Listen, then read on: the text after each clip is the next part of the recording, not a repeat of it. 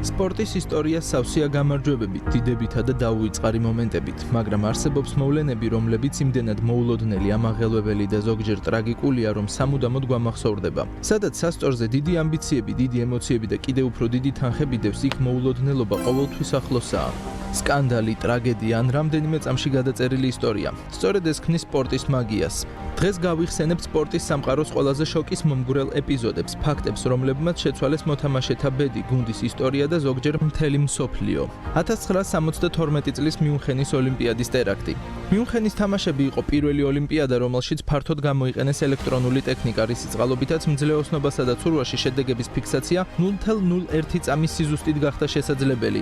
იმავე წლის 5 სექტემბერს გამთენიისას 8 პალესტინელმა ტერორისტმა შავი სექტემბრის დაჯგუფებიდან ოლიმპიურ სოფელში შეაღწია და ისრაელის 28 კაციანი გუნდის 2 წევრი მოკლა, 9 კი მძევლად აიყვანა. მთელი მსოფლიო შეშფოთებით ადევნებდა თვალს მოვლენების განვითარებას. ტერორისტებმა მძევლების სანაცვლოდ ისრაელის ციხეებში მყოფი რამდენიმე არაბის გათავისუფლება მოითხოვეს, რაზეც ისრაელის მთავრობამ უარი განაცხადა. გვიან ღამით ტერორისტებმა მძევლები სამხედრო აეროდრომზე გადაიყვანეს, სადაც გერმანულმა სპეცრაზმა მათ ხანმოკლე ბრძოლა გაუმართა.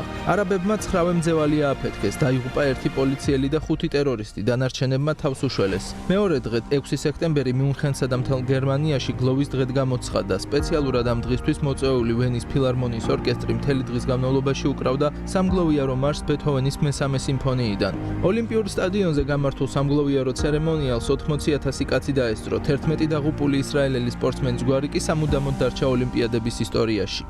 ლენს არმსტრონგის დოპინგ სკანდალი. ყოფილი ველოსიპედისტი ლენს არმსტრონგი კიბოს დამარცხებისა და სპორტში ტრიუმფალურად დაბრუნების შემდეგ გმირად იქცა. მან შთააგონა მილიონები და ზედიზედ 7 ჯერ მოიგო ტურ დე ფრანსის უმაღლესი ტიტული 1999-2005 წლებში. მისი ისტორია აღწერდა იმ ადამიანს, რომელმაც სიკვდილი დაამარცხა და მწვერვალს მიაღწია, თუმცა მოგვიანებით გაირკვა, რომ ეს წარმატება მოპარული იყო. არმსტრონგი წლების განმავლობაში გამოიყენებდა დოპინგს, თანაც ისე ორგანიზებულად, რომ ანტიდოპინგური სისტემა მას ვერ მიჰყვებოდა. გამოძიება მაჩვენა, რომ არმსტრონგის გუნდი მეცნიერულად დახვეწილ დოპინგ სქემას იყენებდა. ეს მოიცავდა ერითროპოეტინს, ტესტოსტერონს, სტეროიდებს და სისხლის გადასხმებს, რაც ასტიმულირებდა გამძლეობასა და შედეგების გაუმჯობესებას. არმსტრონგი და მისი გარემოცვა მუშაობდნენ მიკროდოზირებებსა და ტესტების მოტყუების სისტემაზე, წინასწარ იცოდნენ შემოწმების განრიგი, ცვლიდნენ მონაცემებს, მალავდნენ ტრასებზე განხორციელებულ პროცედურებს.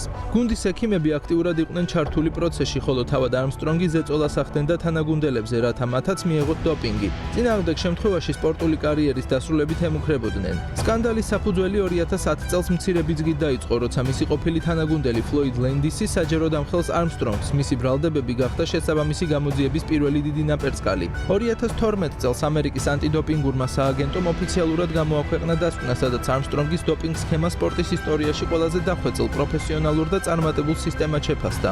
შედეგად მას ჩამოერთვა ტურ დე ფრანსის 7-ვე ტიტული და ყველა მიღწევა 1998 წლის შემდეგ.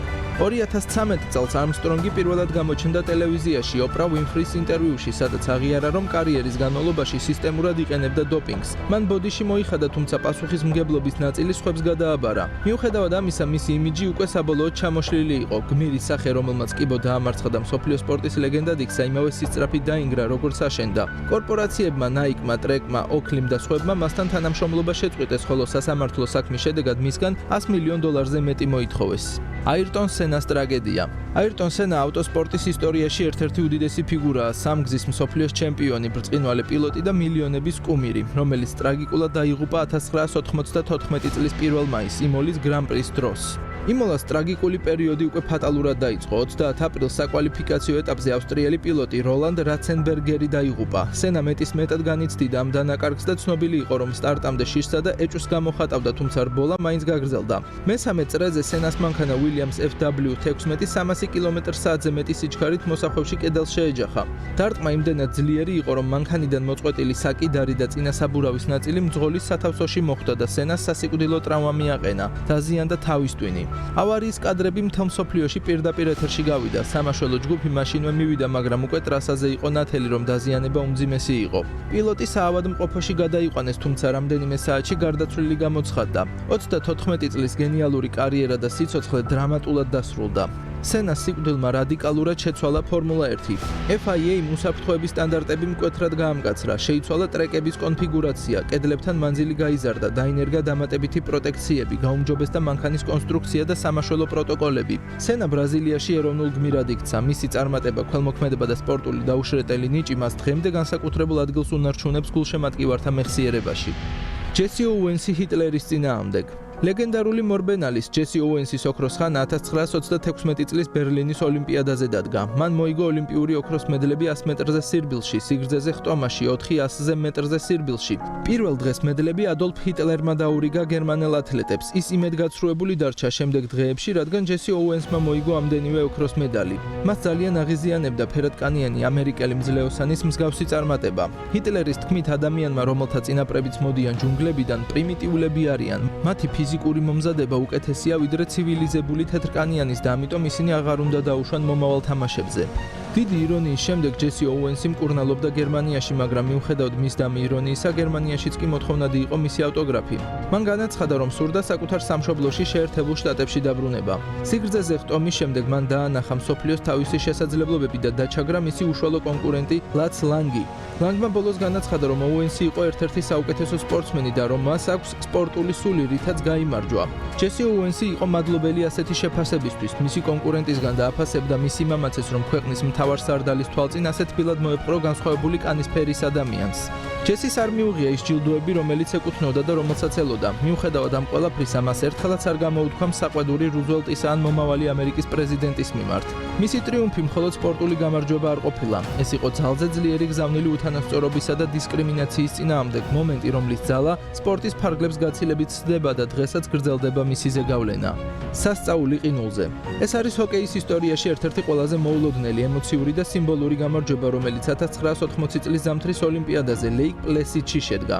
ამ შეხვედრაში ამერიკის ახალგაზრდული ნაკრები დაუპირისპირდა ჰოკეის იმ პერიოდში მსოფლიოს უძლიერეს ძალას, საბჭოთა კავშირს. ეს თამაში მხოლოდ სპორტული დაპირისპირება არ ყოფილა. ის ცივი ომის დაძაბული ეპოქის საილუსტრაციო მომენტად იქცა, სადაც ამერიკული თაობა გაცილებით ძლიერ მოწინააღმდეგეს დაუდგა და საოცარი სიმტკიცით გამარჯვებაც მოიპოვა.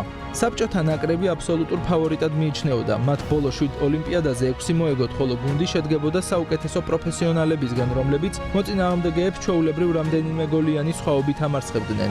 ერთი შეხედვით ამერიკელები უშანსოდ იყვნენ.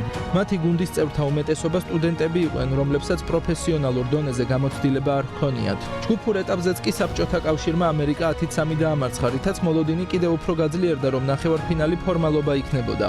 თუმცა 22 თებერვალს მოხდა საოცრება. მატჩი მოულოდნელად თანაბარი გამოდგა.